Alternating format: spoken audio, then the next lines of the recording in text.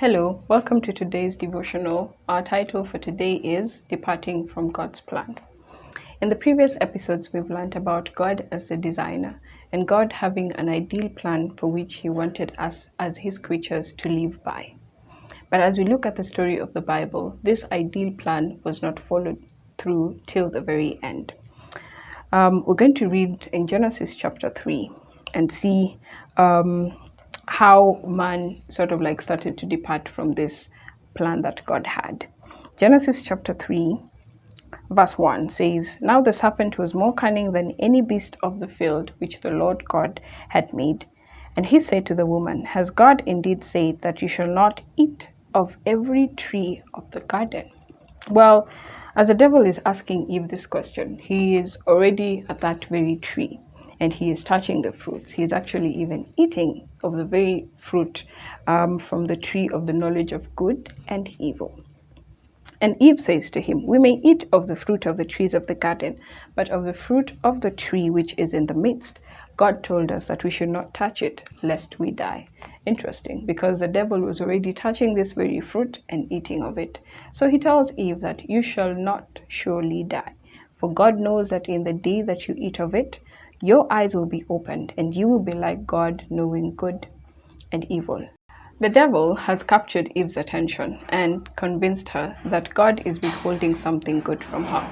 We see Eve falling for this very trap and eating the fruit. And when Adam comes around, he also eats of this fruit because he cannot believe living the rest of his life without the companion that God had given him.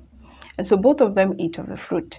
And after eating of it, Genesis chapter 3, verse 7 tells us that then the eyes of both of them were opened, and they knew that they were naked. And they sewed fig leaves together and made themselves coverings. Now, this is a very sharp contrast to what we learned from the episode on God's ideal plan. In Genesis 2:25, we see both the man and the woman being naked, and they were not ashamed of it. But once they ate of the fruit, they start to feel shame for their nakedness and they cover themselves. And when God comes to visit them in the evening, they actually run away from His very presence. At this instant, we see a departure from God's plan. And this is something that begins with Eve giving the devil a listening ear. And he is able to convince her to doubt the very character of God, which is love. Through the ages, the devil has continued to whisper these same lies to us, causing us to doubt the character of God and His very existence. Now, God had a backup plan because He knew what was going to happen. So God sent His Son, Jesus Christ, to die for us on the cross, to vindicate His very character that the devil had thwarted through the ages, and He continues to do so.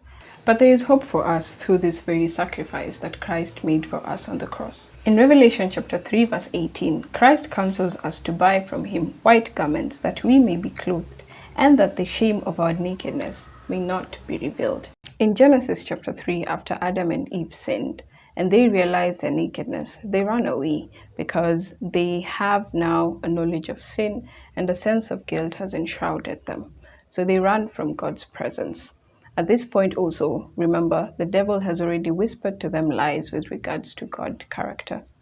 But through this very counsel that Christ is giving us in Revelation chapter 3, verse 18, He wants to take us back to the Father, and not in our own selves, but He is giving us a white garment to clothe us in His righteousness and to present us before Him faultless. As human beings, we continue to depart from God's plan by giving the devil a listening ear, and he convinces us through time to doubt God's presence in our lives, to doubt God's love for us. But like the children of Israel, they departed from God's plan too, when they sought after kings, leaving the very leadership that God had given them from the very beginning. But God counsels them and tells them in the book of 1 Samuel chapter 12, verse 20, Do not fear, you have done all this wickedness, yet do not turn aside from following the Lord, but serve the Lord with all your heart, and do not turn aside, for then you would go after empty things, which cannot profit or deliver, for they are nothing. For God will not forsake His people for His great name's sake, but it has pleased the Lord to make you His people. The counsel that God gives to the children of Israel in the book of 1 Samuel is also for us today, that any time we realize that we have sinned and a sense of guilt comes to us, we should not run after other things, but we should still go to God.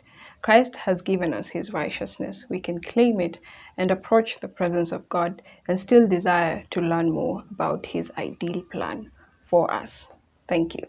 My name is Jill Amondi, and this is IBN. God bless you.